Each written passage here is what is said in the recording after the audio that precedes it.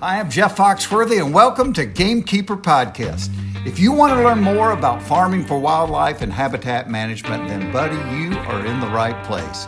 Join the Gamekeeper crew direct from Mossy Oak Land Enhancement Studio as they discuss the latest wildlife and habitat management practices, news, and, of course, hunting. There's no telling what you'll learn, but I'm going to tell you, I bet it's interesting. Enjoy. We're live in 3, 2, 1. All right, well, welcome everybody to West Point, Mississippi, home of Mossy Oak brand camo and the Gamekeeper studio, and we got a wild crowd today. Everybody's kind of amped up today. It's getting that time of year, holiday season. It's a hunting season more than pouting. anything. It's called pouting. Yes. Bobby calls class at 2 p.m. close to the peak of our rut. Yeah. Great job, Bobby. Great job. And Vandy is the only one hunting. Well, I keep hearing In my spot, no doubt. Well, because I think him and Bobby did the bait and switch on me. That's a good idea. no. Who's going to answer the phones? Yeah, well, you know, Vandy can be missing and it doesn't really change much. All right, so Vandy's cell number is. Yeah, there you go. I don't think it rings much during the rut. No. Well, somebody saw a buck chasing last couple of Clay days. Clay says that. I've seen them for a week, you know. Behind my house, between here and work, out on the farm, they're. Yeah, I mean, bucks chase, you know. You've lived here all your life. What's the best days? Is it? That's a tough question. The last time we did like a health check, they had the range between December 5th and January 5th here. So, but I would say the only thing I've always said is like by the 10th, it's for sure on in some form. If you like, and I know weather and other things can, make movement, and movement is everything. So I would say peak would be right, maybe another week from now.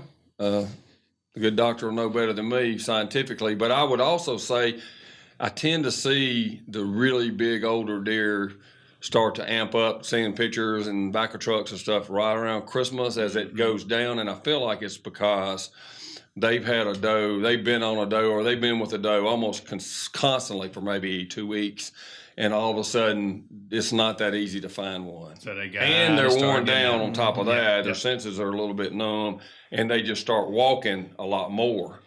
And they're a lot easier to catch one moving then than when they're on a doe. So I don't know. It seems like around Christmas is where, after lockdown. Yeah. After lockdown. Starting to post but those old deer are most vulnerable to me is like when they finally can't find one. It's like a bell-shaped curve to me. There's this doe population. He's breeding through it, and when it starts tapering off, he's going to start looking. Kind of like you, Bobby, back in the day. But anytime trying to secure that breeding opportunity, Anytime we're in the breeding season or the rut, though, you've got a shot at being on a terrific hunt, because I've seen it when it was in the peak, and that's really not that good sometimes, but there'd be like 6 or 7 bucks on one doe, and that's chaos, and that's a fun hunt. Remember that year in front of the Mossy Oak store when that it's like a 3-year-old 10-point was like, I don't know, 3 or 4 days in a row just running around out in front of the Mossy Oak store. I say think that was around the 12th or something like that. Yeah, and this time of year, almost every year you'll get well, I saw one in Old Brian Foods' front yard right here in town the other day, going home with like a 2-year-old 8 or 9 point, but you'll have a report of someone ran through a window of a store in downtown, or somebody saw one chasing a doe well inside the city limits. There's always this time of year you get the crazy stories. They crashed through downtown Columbus before, downtown Starkville, downtown West Point, downtown Aberdeen. I know Phil Barker's father-in-law opened the paint store one morning, and a huge 8-point came crashing out over him out the door and had torn the Sherwin-Williams store to shreds. So it always happens this time of year. Yeah, and according to my windshield rut report, I drive 20 miles every day to work. The roads are full of dead deer. I've noticed that too. Yes. Yeah, just like flipping a switch. Mm-hmm. A lot of them are spikes. So that'd be part of the discussion we're fixing to have too. That's right. So today we've got Dr. Steve Demarais from Mississippi State University. Yes, the good doctor. Sound the horns. There we go. We got Sometimes it gets on my nerves, Bobby, but today he's worth it. He and Bronson are just, they're both brilliant guys. They've got their own podcast called Deer University that's full of information. I highly recommend it. Well, there's also an old saying my daddy has that's appropriate to both of them, especially him, is that this ain't their first rodeo. No, they've been around a long time. So we've got a bunch of good questions to ask about managing for a healthy population. How do you know how many deer you need to take off your property, and looking for ways to know that you've got a potential problem. So, but we're going to get to that. I got a few business things we need to tidy up first. And one of the first things we always talk about is blood on the biologic. Oh, yeah. What's everybody seeing? I'm not seeing anything. I'm hearing about a lot of things. Well, you're not a social media guy. No, I'm not. Yeah. So Socially challenged. Harper May. Now she's friends with David Holly. Killed her first buck the other day. It was a great little picture. I think she's 10 years old. Wow. I love seeing these youngins get out. Yeah. So, I mean, that's the kind of stuff we want to bring attention to. That's really cool. It seems like we get more and more kids every week and fewer older people because we enjoy hearing about that more. Yeah, we pick them out for sure. Absolutely. The one I picked was a longtime customer of mine, Travis Slezak, up in Pennsylvania. He calls me and gives me a report on his trees from time to time. Both of his boys have already gotten a deer this year. And he posted it on Instagram. One of them's name is Mason, and I didn't get the other one's name, but congrats to both of them. Yeah, well, good deal. Yep. And then our very own Jody Robinson's son, Henry Jonas, is his dad. They were successful this morning. He's a future little gamekeeper out there. Killed him a nice buck this morning. Is that right? He's young too. He is young, yeah. Henry Robinson. So I think that's going to get Hayden all fired up for this weekend. I do think the boys killed a couple nice deer in that Texas hunt. Oh, that's right. Oh, Jess yeah. and Daniel killed some But deer. that's different. That's not. Vatoville. I have not seen any pictures. So. Yeah, that was Tim Anderson's place. You know, we got some. Rest in peace, Tim. We got some little trees from Vatoville that Tim Anderson gave us the acreage Sure to. did. I forgot about that. Wow. Hopefully, they're going to be in the catalog soon. That'd be awesome. Vatoville Oaks. How about that? Yeah. Well, hey, the Henry Robinson. Yeah. So he killed that this morning? I believe so. I got the picture today. So okay, good for him. That's exciting. His Yeah, mother is a really sweet person. Yeah, absolutely. It's a great family from here in West Point. Jody here works here. His wife works here, and they're big brand people. So congratulations to all them. Yeah, that is good. So Dudley, to change the subject a little bit, I hear there's some project you've been working on. Do you want to tell us about that? Oh, are we going to talk about that today? We can. Well. Is this another food plot planning method? Who we calling? Let's see if I can pull it up. There's Mac. Okay, Mac. So What are we talking about? Food plots? well, I don't know. I just heard Dudley's been working on a project. Species of trees. So, I'm a big fan of Christmas. Yeah. And I was in the choir in high school. Oh, really? I didn't know this. So Did you sing bass or tenor? Actually, I was a baritone. A baritone. I think he was in a boy band. I'm all about the Christmas spirit. We've been talking about doing this for years. I've been wanting to sing at our annual Christmas party, maybe make a quartet or something. Hey, you should get with Tony Marshall and his kids. They can really do it. Anyway, we've been putting together a little fun Christmas album. Awesome. Who has? Don't break just make them wonder. So what are we going to get to hear a cutoff of it today or something? Dudley, I'd plead the fifth. I wouldn't tell Bobby a thing. I'd make him just have to wonder about it. Did you bring us a sample? I think Mac's got a couple of samples from my new Christmas album. All right, Mac. Here we go. This is Dudley Phelps. No way. Merry Christmas. For the first time ever, you can hear the Dudley Phelps Christmas album with songs like It's Beginning to Look a Lot Like Christmas. It's beginning to look a lot like Christmas. Toys in every store. Is this A Dudley? beautiful rendition of chestnuts roasting over an open fire. Is this blight-resistant But chestnut? the prettiest sight Gotta to be. see is the holly that will be on your own front door. It's kind of got a Sinatra feel to it. And Grandma got run over by a reindeer. Grandma got run over by a reindeer walking home from our house Christmas Eve. You can say there's no such thing as Santa, but as for me and Grandpa, we believe! Man. This is an opportunity you don't want to miss. Available now for pre-order. Oh my gosh, the iTunes charts. Yeah. It's gonna light it up. Yeah. I mean, this is don't know what to say. Hopefully, in a couple weeks, you can find this on Spotify, iTunes.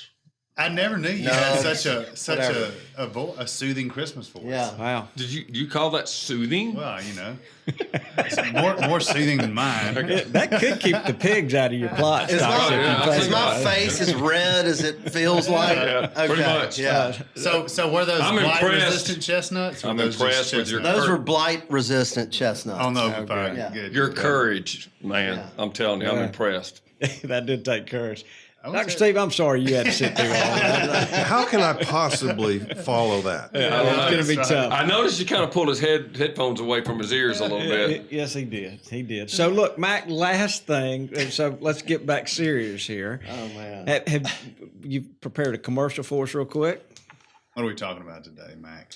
You know what time it is, Bobby? You know what I do?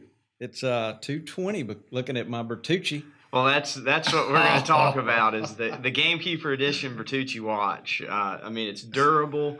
It's camouflage, comes in bottomland. I mean, it's got a lot of different styles. It's really good, super reliable, and I absolutely love mine. It's a great watch. I mean, I think we all have one, but they are fantastic watches. And Dr. Steve, we've got you one There you today. go. As a Oh, guest man. for being on the show, driving all the way over here, we've got you a Bertucci Gamekeeper watch. I really appreciate that, Bobby. Yeah, they're great watches. You'll enjoy wearing it. Thank you, Mac, and we appreciate the people that you can go see it at Bertucci.com.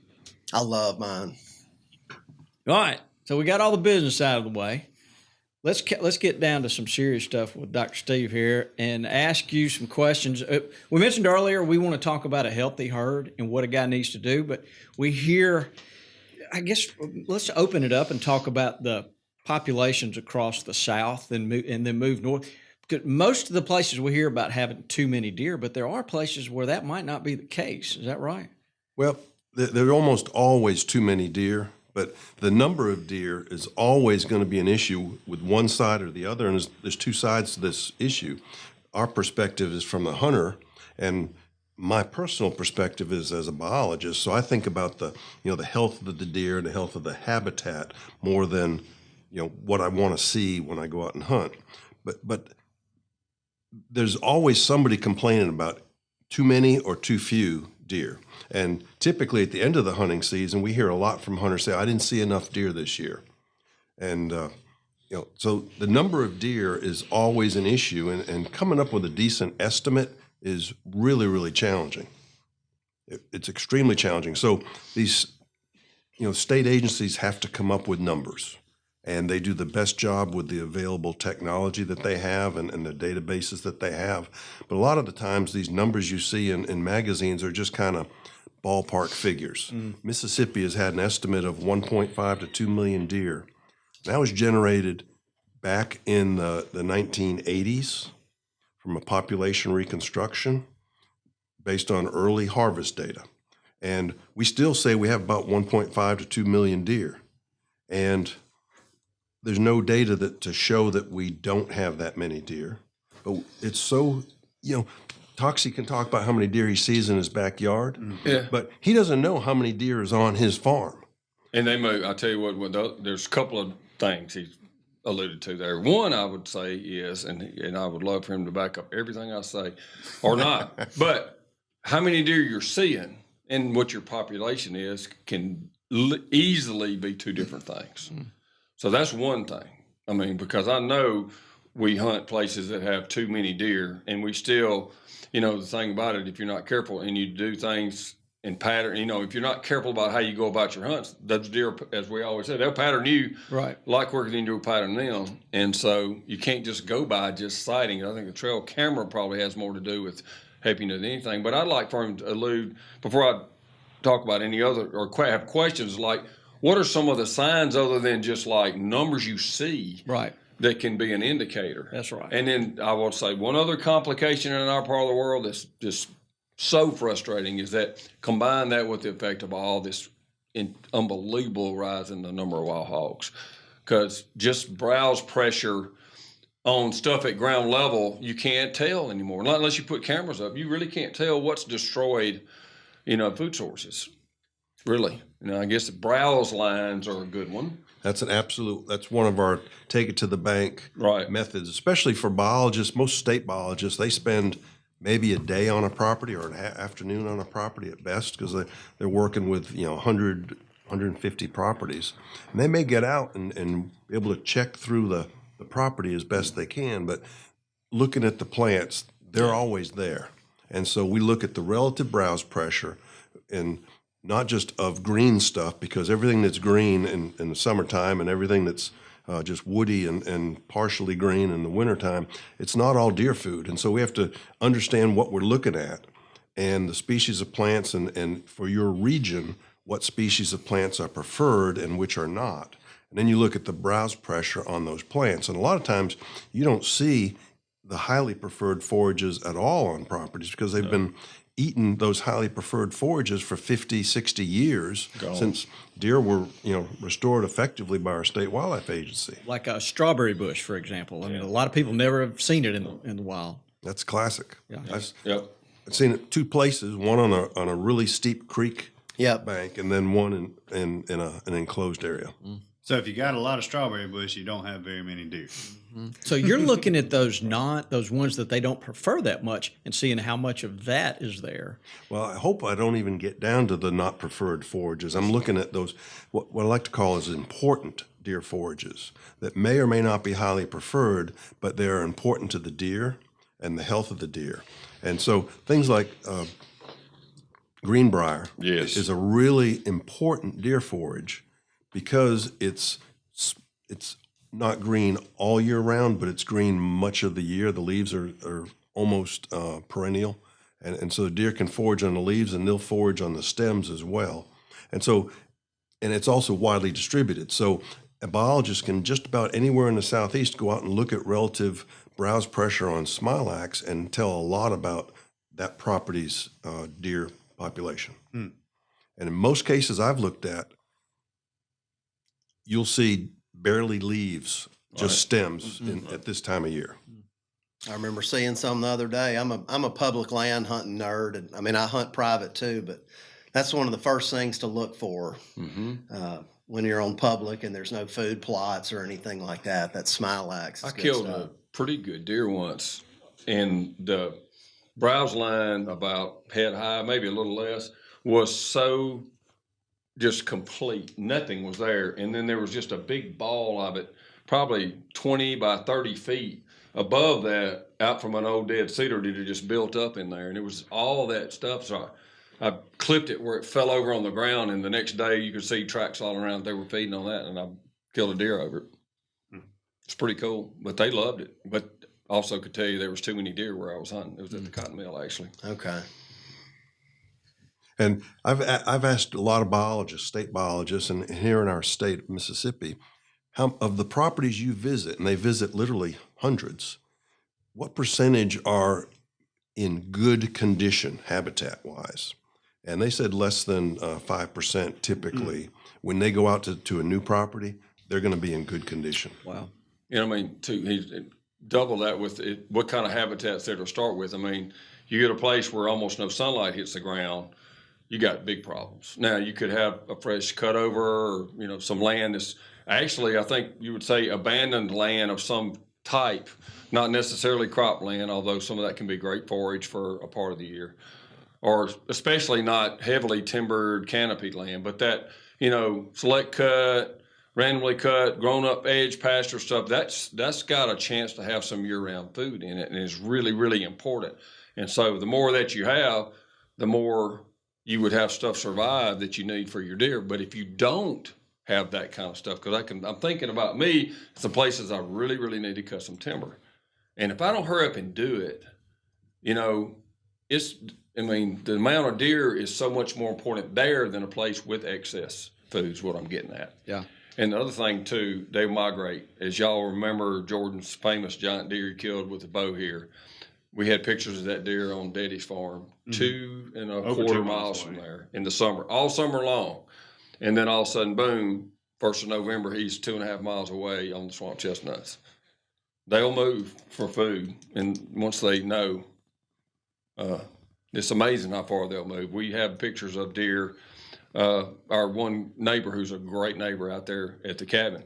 And I don't remember a big deer he's killed in the last 10 years or so. They've showed us that we didn't have pictures at the cabin right there because we've got all that open ground there, and they come for the summer, and we've finally got a lot of clover and stuff there. And they'll be a mile plus away. Well, y'all been doing some studies, and there's been a couple of bucks that have traveled a really long way. Oh, yeah. We've documented personalities of deer. We call it. It's not like a human personality per se, but there's characteristics of an animal's behavior. And we see two basic personalities. One is what we call the sedentary buck, and he lives in a single home range. There might be 2 or 3 miles across that home range, but he's going to stay in a single home range and then make exploratory sallies or short trips during the breeding season looking for does. But they're sedentary. They live in one basic place. And then we call the mobile bucks. Another third of the population, literally a third of all the bucks we've studied, are mobile bucks. They live in 2 or more home ranges. Wow. And one of our extreme cases on steroids,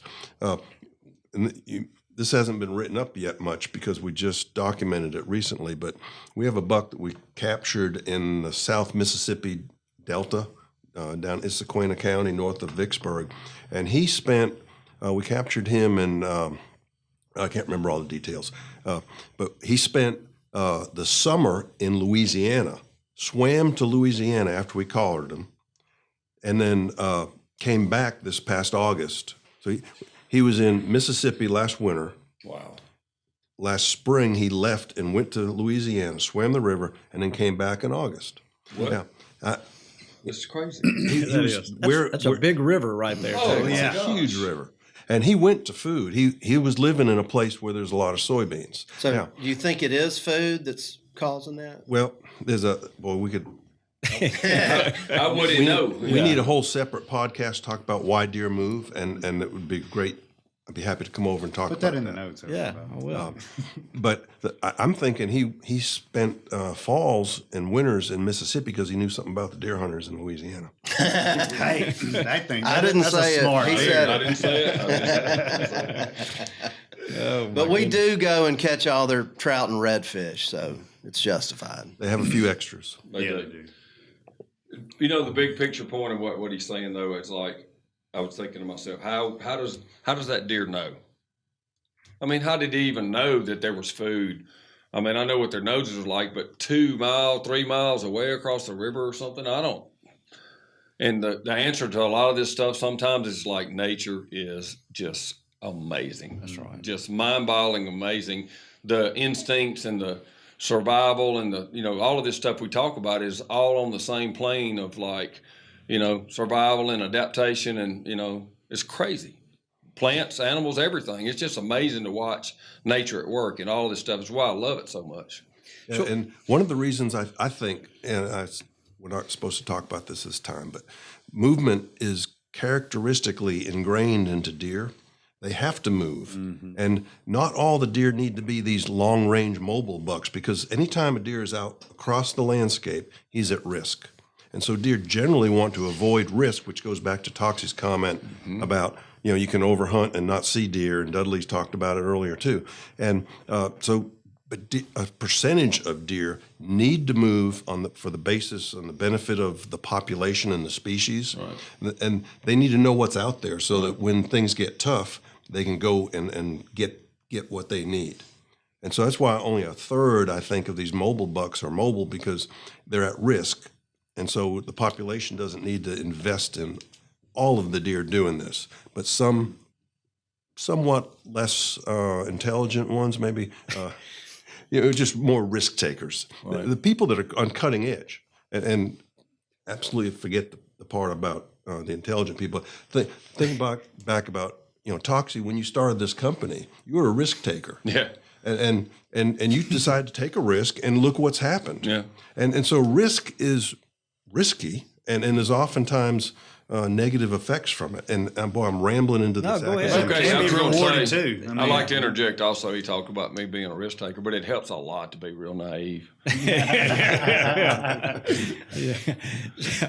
To his previous comment. Yeah. So you're saying a third of them are sedentary. A third of them are 2/3 are sedentary, 1/3 are mobile. okay. So, and help us understand, sedentary is living within a mile, and then a mobile is living within 3 or 4 miles. Totally different home ranges. They have seasonal home ranges. A mobile buck will live like the one in Mississippi and It's a Louisiana. completely separate place. They live in a totally separate place, and it can be separated by a couple of miles or an entire Mississippi River. We had another buck in Yazoo and Madison County. He lived in Madison County, and in August, we collared him in August, and then the very next day he left. And we thought, oh man, we affected his personality. We made him nervous. He left. He didn't like what we did to him. He moved 13 miles away and spent the fall and winter, and then in the following February he came back. 13 miles. 13 miles. And then he spent, again, 6 months where we had captured him. The following August, he left again within a week of the same time. That you collared him. Yeah, I've seen a bunch of trail cam pictures of that deer. That's extremely Different He's friends amazing. Yeah. And back to, Toxie talking about, they're so cool and the ecology of the animals. I mean, Yeah. I remember the early studies on hens and radioed hens and whatever when I grew up down there around all that. And a biologist from Auburn was doing those early studies, and there was a hen went 7 miles every spring and nested within 50 yards of the exact same spot, and then came back and to the exact same place every winter too. Wow. And I don't know why that was the case or why she traveled there. I was going to ask you, are there any deer? I know you say the sedentary versus the movers. Are there any deer that are almost like hogs, coyotes, don't have a home?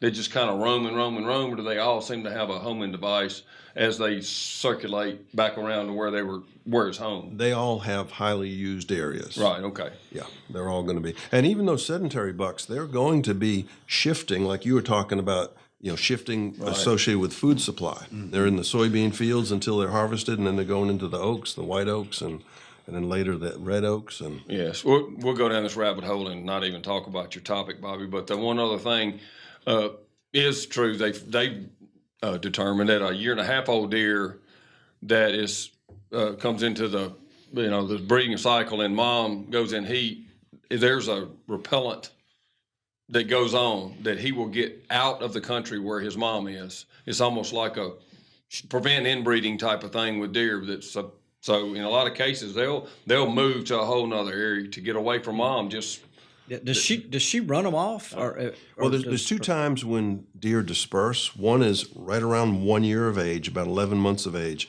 when that doe is in her late stage of gestation, and she doesn't want to mess with that Fawn anymore, yeah. that young buck from the last. Quit bothering me. Right.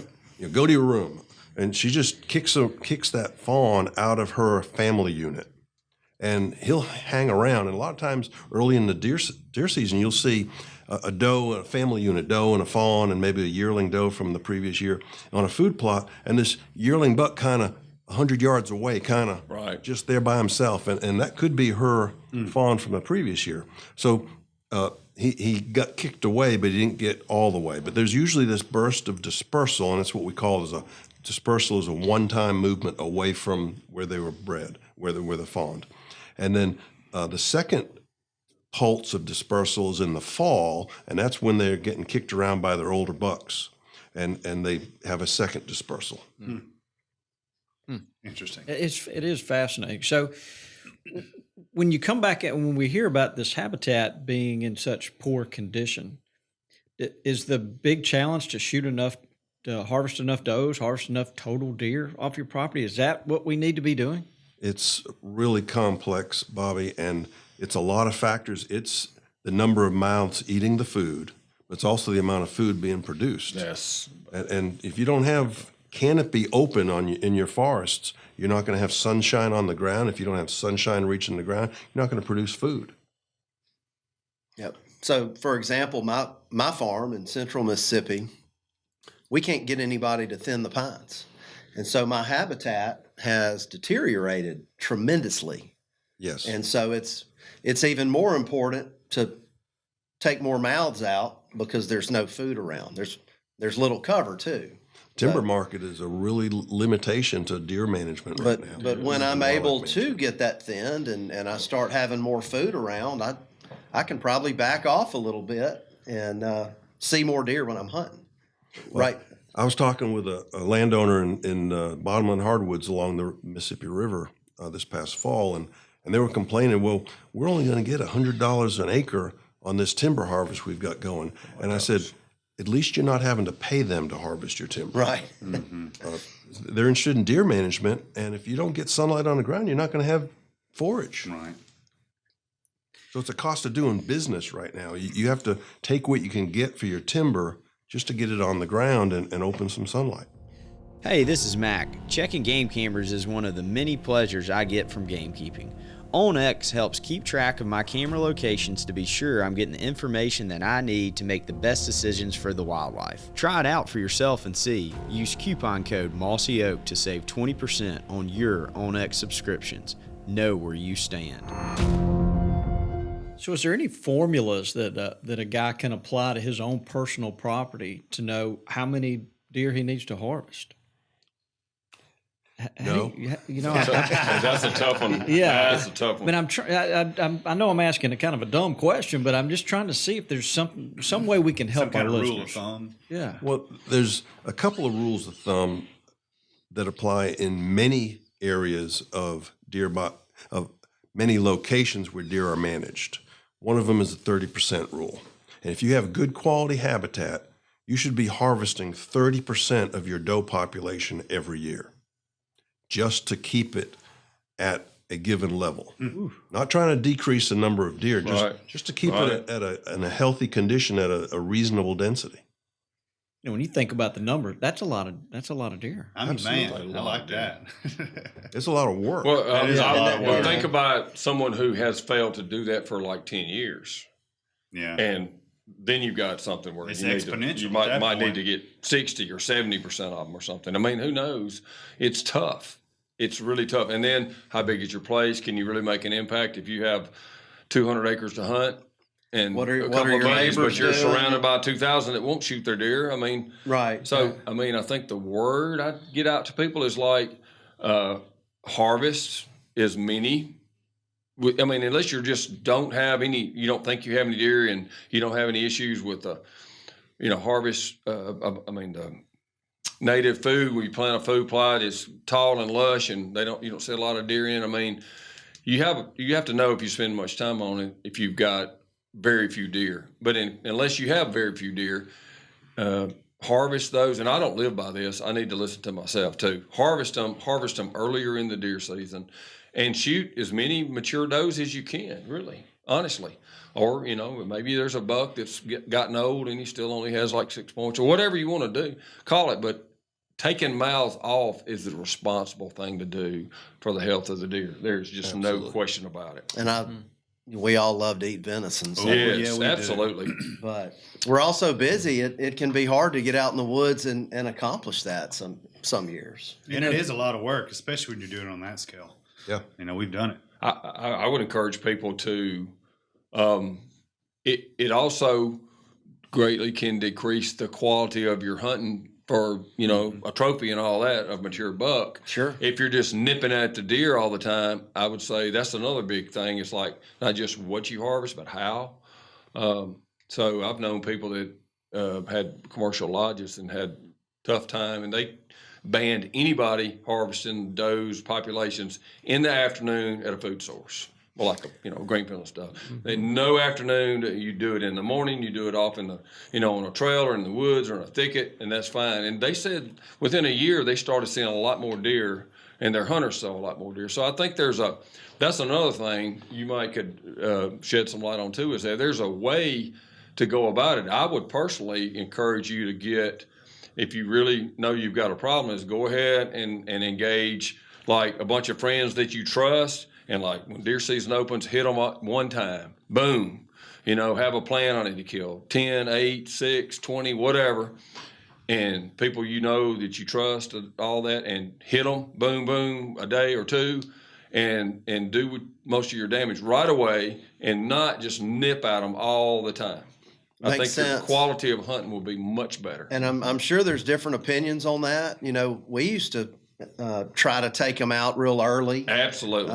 Some people like to wait till that, you know, last few weeks of the season when the rut's over and do. I mean, I guess.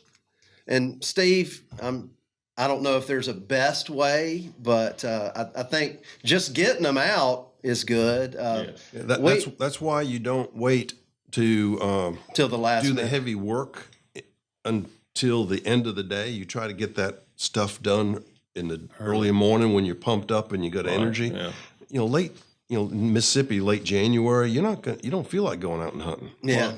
Plus, you end up tracking stuff at night into the wee hours sometimes. Yeah, we that you were talking about how outfitters have a trick. At my farm, one rule we frequently do is we don't let people shoot does in our bigger destination food plots. Absolutely. We do it in like you said, the first week of the season, and then we wait until the rut's over. But you can shoot does anywhere else, and it helps encourage people to back off from the fields anyway. Absolutely. Hunt trails, hunt the woods, hunt the perimeters of your property to accomplish that without boogering your place up. Some states have really effective DMAP regulations where if you working with a state DMAP biologist and you have DMAP tags and say, I think it's Arkansas that has a regulation that if you have DMAP tags for does, you can use any weapon as early as the archery season. Yes. Just for that targeted job. And so they have all of their members come out the first weekend in archery season, right. and they slaughter the does, and they get it done, and then during the breeding season they're hunting bucks, not does. I mean, you know, every state's different. I'm not trying to get into politics, but that would be ideal for the health of the herd. And honestly, it's going to. I've witnessed this because I've been many years of messing with them. You will see an incredible difference in the rut and the buck movement that year if you take them out before that. No question about it. Fewer ladies. Oh, it's amazing difference it makes. And some guys will argue, I want to wait and I want all the does on my place so that everybody else's bucks will come here. But that's not the effective way. The better way is to get them off early when you can, and then enjoy the breeding season. You know what? That guy can take all his does out the beginning of the season. He can accomplish the same thing. If he has a bunch of quality food plots, he's going to just have some more back in there, and he's reduced the population. If he's got those quality food sources, you know, better than your neighbors and whatnot, you're going to have the does in there during the rut too. So, I mean, that's not a good excuse. No. Yeah. So, is there? When you're if you've got multiple does out in the field, is there one that you're looking at to go, well, that's going to be the one I take out this afternoon? Is there some criteria you look for? Yeah. Well, let me talk about what hunters look for. And a lot of times hunters say, well, I'm going to shoot the old barren doe. Well, just because she doesn't have fawns with her in the food plot doesn't mean she didn't produce fawns. She might have just lost them. And so what you end up doing is biasing the sample that the biologists are going to use to look at lactation rate. And that's a real problem with limiting condition evaluation, back to the health topic. Yeah. And we want to look at recruitment rate. And one of the ways we do that is looking at lactation rate. And so lactation rate is a random sample, hopefully, of does and whether or not they're lactating when they're harvested. So we don't want that doe to be harvested. And they also look for the old doe instead of the younger doe. Well, the older doe is probably their best mama. So I say shoot the younger does, the yearling doe or the 2-year-old doe that's not as good of a mother, and leave the older does.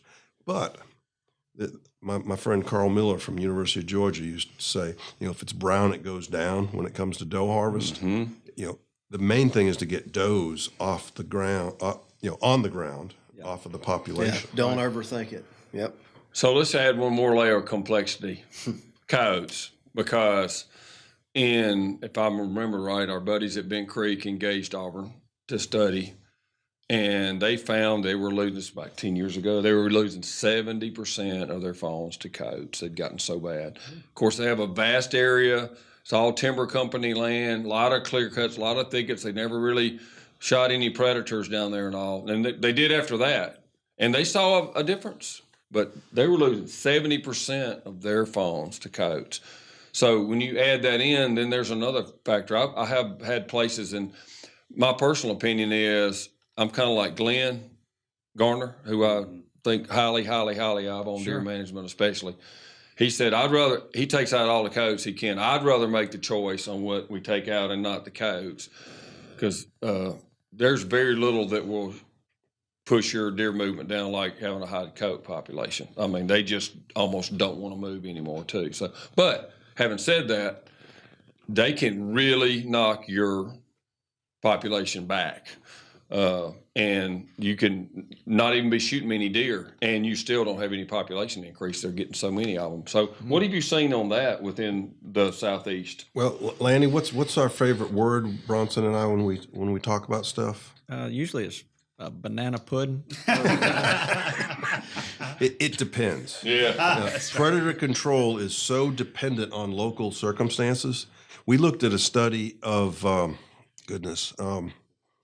15 properties in Alabama and Mississippi, maybe even been up to 20.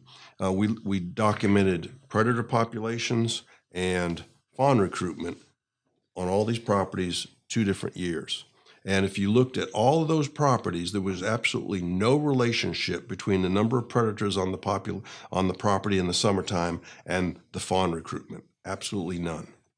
0% predictive or relationship. Wow. Now, if you cherry pick, and oftentimes we hear a lot about the high mortality rates from coyotes on a particular place. Well, that's like cherry picking data.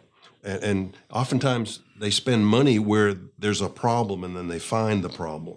But if you look at properties across the states of Mississippi and Alabama like we did, we found some that, yes, there was a clear relationship between the number of predators in the summertime and lower fawn crop. But we could also cherry pick the same number of properties and different properties, but the same number. We'd have just as many where there would actually be a positive relationship between the number of predators in the summer and the fawn recruitment. So what do you think it would have to do with habitat, maybe? Well, I mean, what else is available to eat? Is a fawn at the top of the food chain, or I'm just guessing. Right. There's lots and lots of like rabbits and stuff like that, rats and all that kind of stuff. They don't get nearly as many fawns. Probably takes a little more work, except when they first drop. And so it probably has a lot to, just like anything else, what deer eat are based on preferences and what's available, and coyotes probably too. Coyotes are lazy. I want to spend as little as possible and get as much as possible. Yeah. So the better quality habitat, I heard somebody said habitat, and that's what it comes down to, in my opinion, is that if you have good quality fawning habitat across your property, same as turkeys, and not just on little strips along SMZs. And, an SMZ can have really great fawning habitat, but if that's the only habitat on your property, guess where the coyotes are going to go? And they got this narrow range of habitat to zip back and forth and find your fawns. So spread your fawn habitat, which is low, brushy, old field type habitat where you maybe burn every 2 or 3, 4 years in these old fields. That's great fawning habitat. Distribute that across your property, and you will not have as much sensitivity to predator populations. That's interesting. Landy, you kept furrow in your brow. Did you have a question? No, I'm just listening, taking it all in, man. It's every time. The great thing about what we do is we never know. It just gets more and more confusing. Yeah, we're talking about the home ranges and everything. You make your habitat thicker you make more bedding cover on your property. You're also making it harder to hunt your deer. I mean, it's it's all a double-edged sword in this management. It's like we're all working towards this perfect balance. Yeah. So we hear so many guys say, and we're trying to correct this thought process in hunters' minds, but a lot of them will say, well, if I don't kill this deer, my neighbor's going to kill it. And Hank Parker said it best on here. He said, hey, I can't control what my neighbor does, but I can control what I do. And if I don't kill him, he's going to survive another night, and maybe he'll survive the season. But I'm also hearing guys say, well, you know what, my I'm gonna let my neighbors shoot the does, and then I'm just gonna let my place be quiet, and the neighbors shoot the does. But I don't think that's the right thing to do either. And we got to. Well, I think the bigger your place, the more responsibility you have too. Because, I mean, if a guy's only got 20 acres or whatever, he can probably have that attitude. But if you've got the bigger your place, then I think the more responsibility you have to adhere to a discipline. That makes sense. So how do we get to the point where a guy knows how many he needs to shoot on his property? I kind of try to come back to that. Is it just shoot as many as you legally can? Well, before I answer that, Bobby, I want to follow up so that somebody doesn't misunderstand my 30% rule from earlier. That's a general rule that applies to a lot of places. But there are areas in Mississippi and all through the Southeast, and particularly in the lower coastal plain, where the soil quality is relatively low and the forage quality is relatively low because of past historical management. And you can't just go down there and start shooting a bunch of does and shoot 30% of the does every year and think you're going to do good, and eventually you'll end up with just fewer deer. And so we never say always, and we always say it depends.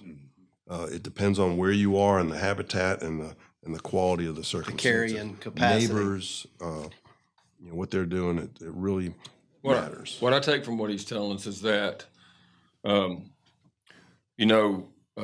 it's really not a regional issue or a state issue as much as each individual local property owner. And it could be, sub-regions, like different parts of a county, whatever. But I gather from what he's telling me is that what's important is not that you try to be perfect about this and have a exact count and cut 30% back or whatever, is that you have a plan. You do the best you can with the available knowledge you have, listening to all the stuff we provide and others, but you have your own plan. And if your plan is, okay, I've made up my mind, we're going to kill 8, then go do it. Have a plan and do it. That's what's most important. Nobody's going to be perfect. And honestly, it'd help you a lot to bring in some consultants and biologists. It would, but that's not going to be perfect either. Don't try to be perfect. And you know what else could help is to communicate with your neighbors. Absolutely. You hear about the co-ops. Yep. Whatever you want to call it, but get to know your neighbors and be buddies with them and trade ideas and kind of meet as a group and discuss what you think you need to do as a whole. Yeah, even in hunting clubs, it would be fun to collectively agree on a plan and then as a group execute it. Hey, you know what? We need to kill 20 does on the club this year. And you got together and you're working together and you're pulling together, y'all, and you agree to that. And maybe some of the members don't like to shoot does, that's fine. But as a group, you've agreed to what you're going to do. And again, make a plan to the best of your ability, whatever that is, and then go do it and have a good time that year. Don't waste a year of your life mully grubbing over the privilege you get to go hunt and be a part of that. Go have fun doing it. I think it makes a lot of sense what y'all are talking about, scheduling some time early in the season. I shoot does every chance I get. So Early and often. Early and often, yes. That's right. And I know that's not necessarily the best way to do it. And it does have a drastic effect on rut hunting for me because, it just does. So scheduling some time, a dedicated weekend or 2 or 3, and doing it every year. Like you're saying, I just reinforce what you're saying, Toxie. Plan your work your plan. Before you know it, 3 or 4 seasons are going to be going by, and you're going to see a drastic effect on what's going on in your place. And Bobby, back to your earlier question, how does a guy know? Well, monitoring the habitat is one of the ways we do this.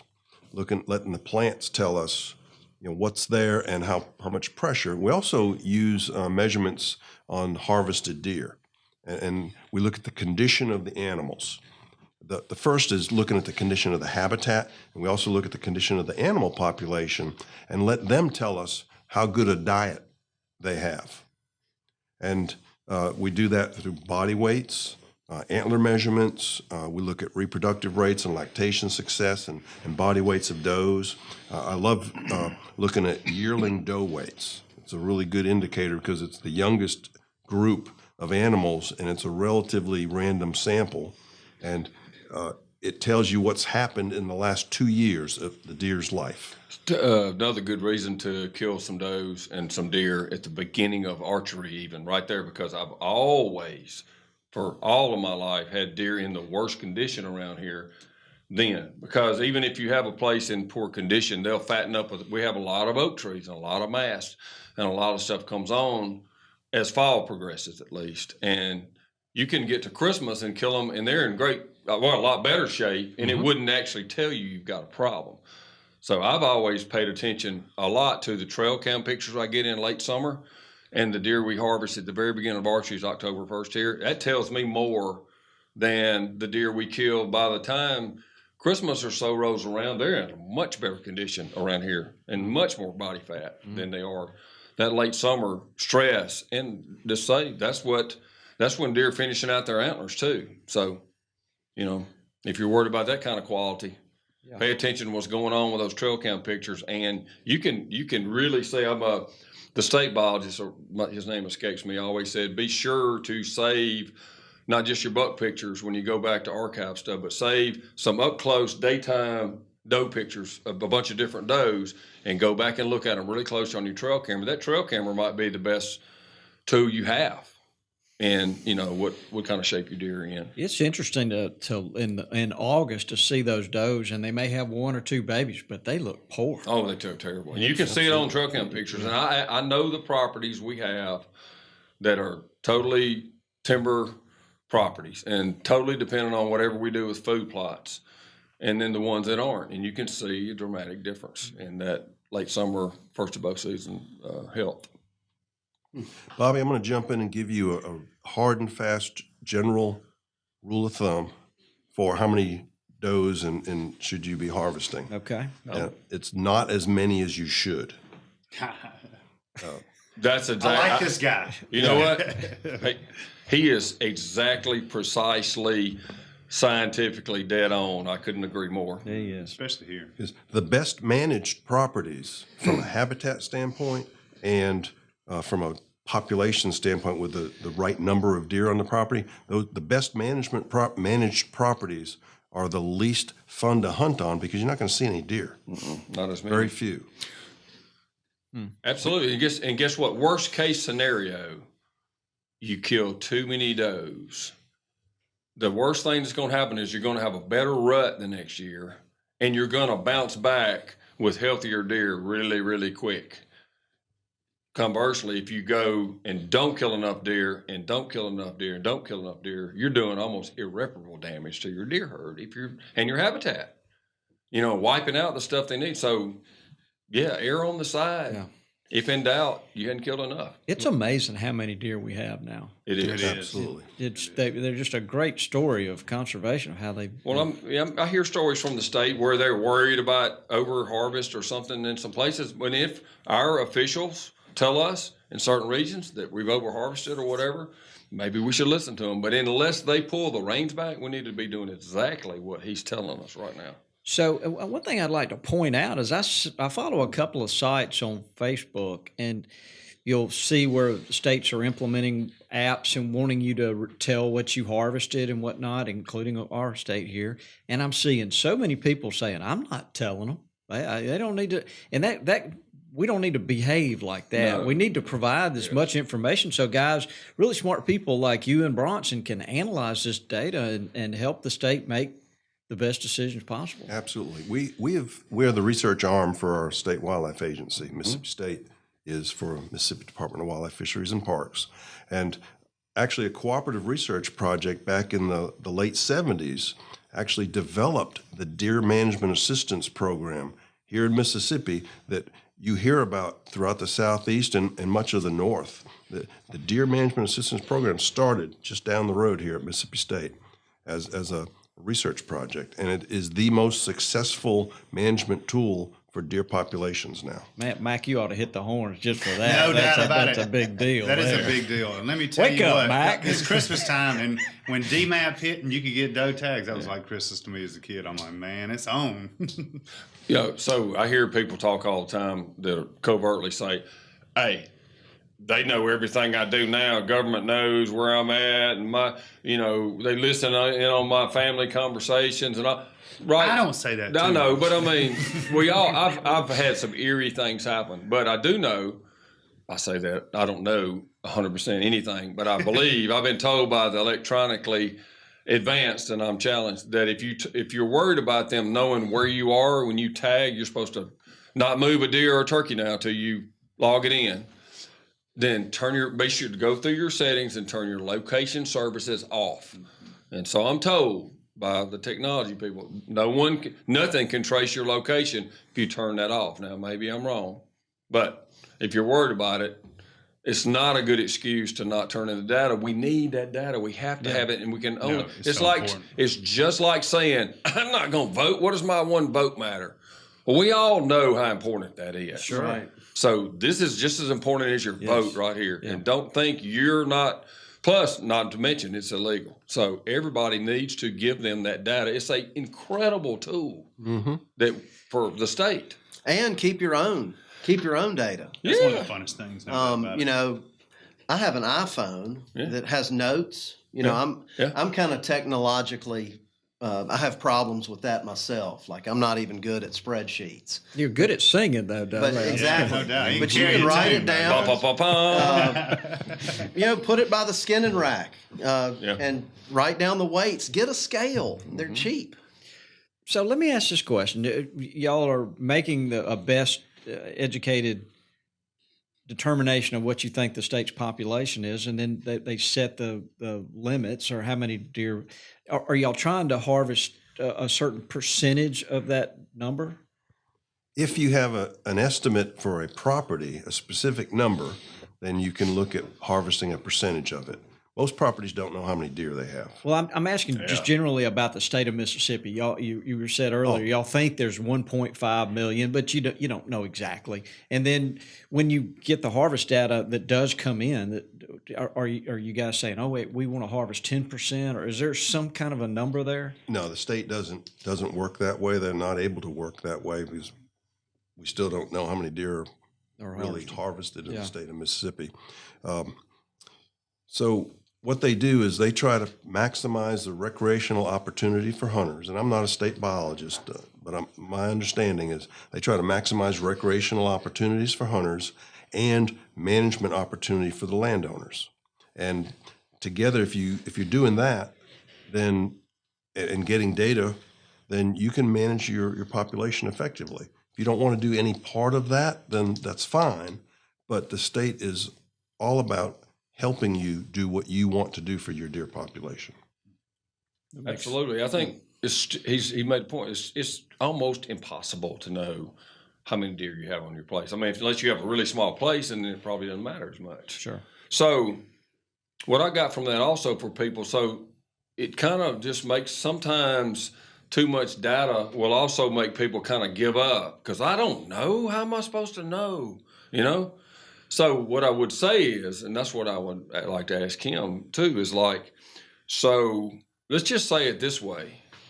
And I like the way you generalize stuff. If you feel or you have more than you need or more than is healthy, then you just about can't shoot too many. That's the safe thing. So the question would be, what are some indicators? And he talked about a couple, but I want to go over one more time and list what his top indicators of I have too many is. Because instead of worried about, why do I do anything? I don't have the specific numbers. I can't keep up with that exactly. How do I know from trail camera pictures how many were the same deer? All that stuff. If you know your place, if you spend the time on it, you listen to the other people that hunt on it, if you have too many. You'll know that. But what are those indicators? And again, if you have those indicators, you have these things happening, you just about can't take too many miles off of it. So what are those main indicators people will look for with everything we've talked about, So body weights are really important, but you can't just have a clump of body weights. You have to know the age of the deer because, I weigh a little bit more now at my mature age than I did when I was a teenager. From the past years too. So you absolutely, and that's the key with oftentimes we don't ever have enough data from a particular property, but you monitor trends in the data. Absolutely. You might have just, half a dozen body weights on yearling does like I was talking about, but keep that value and monitor it over many years, and you look for the general pattern. Is it going up, meaning things are getting better, or is it going down? And if it's going down, then you're not doing something, and you need to fix whatever you're not doing. Yeah. Could you have also?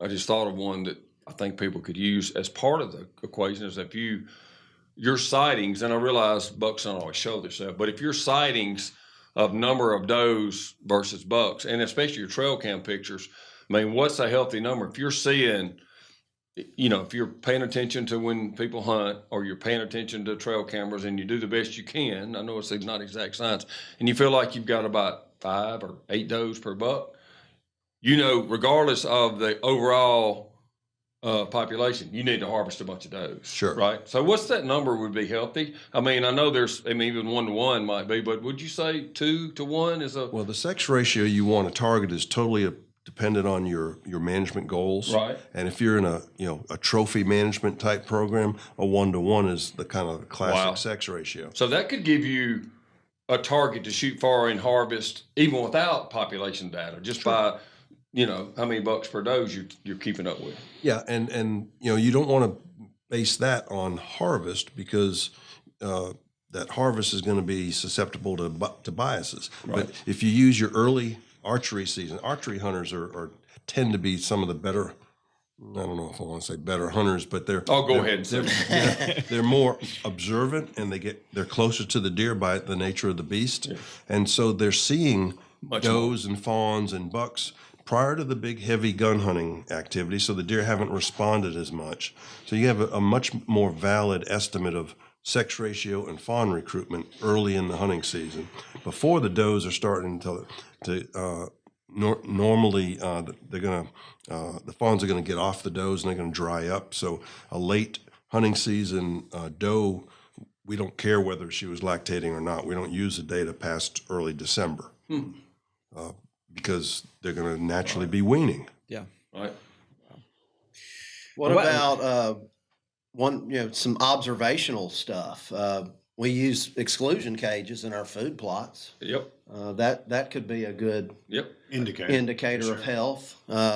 If you're planting something that's typically not the most preferred, like so in the case of brassicas, turnips are probably the least preferred out of them. If you plant a field of turnips and they're eating them down before November hits, then you probably got a pretty high deer density. Yeah, the only thing I'd add, if someone's going to go buy a utilization cage, they should try to put, unless they only have one field. Yeah, I guess. But they should diversify it out to several of their fields and different soils, different stuff they planted, to get a feel for it. Because if you just put it on your one most lush field, that may be what they're hammering. It might not have grown as good. But yeah, that could be that's pretty telling. In fact, it's actually shocking sometimes. It was interesting to me early in this conversation, you mentioned that a lot of the most preferred native browse you don't even see anymore. Mm-hmm. And boy, if there's a way to reestablish that on a property in a cage, so that at least you're giving that property a chance to be a big cage. In a lot of cages, though, it's you just got to get return for your effort. That's why we had these conversations about these in the right place in the right condition. These burns, disturbing soils. If I'm not mistaken, some of these plants can lay, or seed or part of a root can lay in the soil for 2, 5, 10 years. Absolutely. And be disturbed and brought back to life. So, that's another thing we can do is, we talked about it some. It's disturbing the soil, control burns, I love how folks are starting to learn more about you don't have to burn only in February every year. Absolutely. That's Marcus, how do you say his last name? Yeah, I mean he's on a mission to teach that. Dr. Disturbance. Yeah, it's a great name. Yeah, I follow him. I enjoy. He's got some great stuff, and I follow you guys. Y'all put out some great stuff. So, and I want to make sure before I forget though. But if you're a young person and you're thinking about going to college and studying wildlife, You need to be a bulldog. Yes, Mississippi correct. State has got some good stuff going on. You guys, Come on, Mac. I just Time to be a bulldog. always hear good things about what's going on over We there. appreciate that, Bobby. Thank you. It's a heck of a resource for us too. I'll tell you that right now. And Lanny's over at those deer pens all the time with It's his the best. Hey, nose mashed up against the fence. The first place I went in Starkville, Mississippi, was the deer pens. So I'm prejudiced, and it's absolutely the place. And if you are thinking about that, but I'm admittedly biased. I mean, my mom, my dad, everybody in my family, so we went to state. But I'll also use the Joe Namath. I know you're not an Alabama fan, but I'll use the Joe Namath rule. He made it famous by saying, he said, "Hey, if it's true, you ain't bragging." Did Joe Namath play? You know, it's true. I'm not sure who. It's really, really true. And not only the curriculum available and the quality of it, but the culture over there. The culture is on. Yeah, it's because it's such a big part of what makes Mississippi State special. I know we got great schools, you know, architecture, engineering, you go on and on about some of the stuff over there, but it is such a big part of the culture and the pride in our university. And I think that actually makes a big difference in what you get over there in getting education. Golly, you just ride over there. My goodness. Yes, absolutely, positively. I like it because they plant a bunch of cool oaks all over campus. Yes, they do. That's Well, my favorite all they part. have to do is Google and learn a little bit about Dr. Demarais and MSUDeerLab.com. There it is. Bronson Strickland. And you guys, it's just impressive. And Bobby, I want to jump back where you're talking about exclusion cages outside of the food plot. It's a difficult tool to do it that way for a property management or a large area, but you can learn a lot about your forages and what the deer really like by putting up a 10 by 10 foot square fence and just seeing what grows in there that doesn't grow outside of it. Okay, well, let me explain what I was thinking, and y'all tell me if I'm wrong. But like, so if a guy took an area the size of this table and fenced it off and put some strawberry bushes, And let the deer eat what grows outside of the. but then so the birds might disperse those seeds, and the property might have a chance to have some more. True. Good idea. I don't know, but you got think to have a Bob with the seed that'll Gamekeeper. do that and know. But yeah, theoretically, absolutely. People caged greenbrier before, hadn't they? And then that's why you got to do. Japanese honeysuckle. That's a whole People nother used to do that. study That's your in favorite business plant, for us isn't it, Bob? because you want to think what are plants that you could reintroduce that could be browsed heavily and survive. That's what you want, not just the best nutrition. Because if you Best get, forage you get a little production. strawberry bush going again and they wipe it out, what good have you done? So what could you reintroduce in that manner, Bobby? That's brilliant thinking. But what would you want to do? What plant would you? I turn to him in Mississippi State and say, what plant would you like it to be? And that's what we should try to figure out how to do and encourage. What would I say, Lanny? It depends. He wouldn't say kudzu though. I bet. Oh, I bet we could get a couple of varieties out of them. Oh man. Well, Just look, a quick little story about please. why it depends. It's irrelevant. In the upper coastal plain, red maple, is not a preferred forage at all. But in a lower coastal plain, it's a highly preferred forage because down there it's some of the best stuff that the deer could find. Up here, it's run of the mill hamburger. Yep. Toxie, what were you saying a few months ago? Something about a deer's brain and stomach is more connected than stomach. I don't believe that was me. Well, I was talking about Bandy's brain and stomach being more connected. it's just so interesting how their body can tell them what they need No, that's true. better than like a human's brain. I yield to him, but yeah, they're. I just want to go eat cheeseburgers from McDonald's, but a deer's brain actually tells them you need This to is what eat you more of need. this. Your brain does too. You just won't let it listen.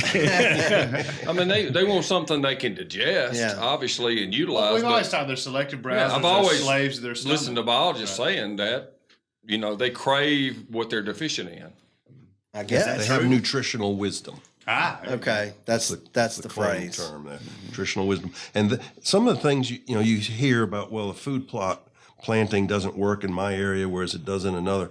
Well, we've documented from our research that deer will select what they need, and if the property has a lot of a particular mineral, they're going to avoid that mineral in the food plot. But if the property doesn't have a lot of that particular mineral and it's rich in a particular forage, then they're going to hammer it on the food plot. So those deer are going to be making those decisions, not generally white-tailed deer do this, and that they do, they have tendencies, but what do they need on that particular property? It goes back to what Toxie said earlier. Nature is so amazing. Yeah. You know, The wonder it never, you have a podcast and you have someone like him that's so valuable to have on, and you just feel like going into the podcast that we're going to knock out all this stuff. We're going to learn so much. We're going to really put our arms figure around. this Yeah, stuff we're going to out. put a fence around all this and have it figured out. And, you know, in his wisdom and in our rambling, we realize, It depends. yeah, it does depend. And that's kind of the fun part of it, because in living a life as a gamekeeper, you're never done, ever. No matter how much work you've done, no matter what you've learned, no matter what's going on. And don't get frustrated with not getting there. My place isn't quite where I want it to be. Don't be frustrated. Be overjoyed at the work and living a life as a gamekeeper, getting to do that kind of work, caring about your place, keeping up with the data, harvesting the does, eating the meat, all these things that fit together, It's the because journey, we'll never not the destination. get there and have it perfectly. But the point he's making, I believe, is to get everybody and get more and more people engaged in trying to get there. That's the point. That's the point. Wow. Good times. Well, gosh, this has been Let's go really shoot good. some does. Yeah. We do need And some. some bucks. Yeah, here you go. Yes, sir. Well, so Mac, do you have a question? This podcast was Mac's idea, so I want to make sure he Wow, has a chance blame to, Mac. to Producer ask. man but- over there. Oh, he's getting his notes out. I do have one question. He's texting over there. Yeah. I've got a random Go. question myself, and this is kind of off topic, but Random's my middle name. I wanted to hear Steve's answer. Me and my buddies always talk about this scenario, like, okay, say you're hunting over a big field one afternoon and shooting time comes. You didn't shoot a deer, and you don't want to get out of your stand and scare all your deer away. Oh yeah. What do you do? Do you just get out of the stand and run the deer off? Do you make some kind of weird noise like a dog or what? Man, that's a brilliant question, Dudley. I have no idea. You don't? What? You could play Dudley's Christmas Carol. Definitely run from that. I've got buddies that'll bark like a dog. I've got. I usually throw a snort wheeze, and look it at you. usually kind of makes them pick their head up, and a lot of them will just kind of. Could you give us a sample of Yeah, that? that's his Please. snort wheeze. You want me to give you my snort wheeze? Oh, Dudley. All right. Something like that. Something like and that. that runs them What out. happened to the snort? That was just a weed. Whatever. That was good, Dudley. Seriously, you don't want to train them that you're there, but there's no way they're not going to know that you're getting Right. out of that stand and Yeah. then walking out. I mean, they're going to know you're there, but the point is minimize your impact, Right. and don't go to the same stand day after day after day and Right. wonder why you're not seeing. That's deer. probably the right answer. Quit hunting big fields so much. A lot of people that I know have a buddy, and that buddy will come pick them up, and then they'll go pick up another, and try to run the deer out of the field. So like if the deer are used to a vehicle. vehicles and stuff, Yes. that's a good method. If they're not used to a vehicle, you're just as. Yeah, that's true. One thing It I've learned out there depends. is what spooks deer worse than seeing you is smelling you. So It depends. there's nothing that will spook them human odor left laying around or whatever. So I'd go back to not trying to shoot my does because then you shot one, there's a big pile of blood. You're out there for 30 minutes after dark, dragging it out and doing all that, maybe looking for it, stomping around. I would avoid that if you're worried about a certain place being for a trophy deer. So Mac decided he doesn't have a question, but we always do.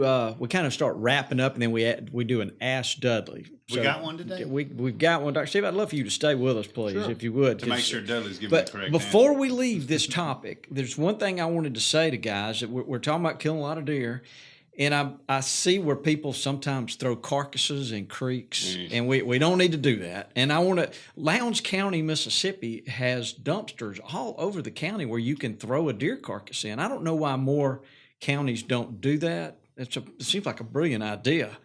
But so I just wanted to remind folks, hey, don't go throw Take it care off of a your bridge stuff, in the right. middle of the night, and because that's just creating all kind of problems. So I'm off my little soapbox there. But so Good for you, Bob. Thank you, Mr. Know-It-All. yeah, do we have Mac? Would you please? Hey, Dudley. How does an acorn crop on white oaks this year affect next year's crop? Are the acorns on a tree the same size each year? This year I've been on a property in the river swamp and found white oaks with acorns the size of golf balls. If I plant them, will the tree grow to have the same size acorns? Thanks, Dove Czar. Okay, so that's The Vandy. old Doves are- Vandy And- Collins. That's a great question, Yeah, too. and let me just say, right now while we're doing this, he's having heart surgery. Oh. So this is he had asked that question, and this gives him something to look forward to. As soon as he gets out of heart surgery, he'll be able to hear this next week. Well, Vandy, we love you, and this is kind of a tricky question because it's like 3 questions in one. It depends. Yep. Yeah, and this is going to be, just from some of my non-scientific observation. Observational data, yeah. Because I do see a lot of acorns every year. So how does the acorn crop on white oaks this year affect next year's crop? To me, that's really cyclical. There's individual oaks that drop more than others. But I think he's kind of talking about like a bumper year where Right. they're all good. So usually when they have a really good year, the next year isn't that great, so that answers that. Are the acorns on a tree the same size each year? Again, individual trees. I'm thinking swamp white oak swamp chestnut oak, because he mentioned a river bottom and white oaks.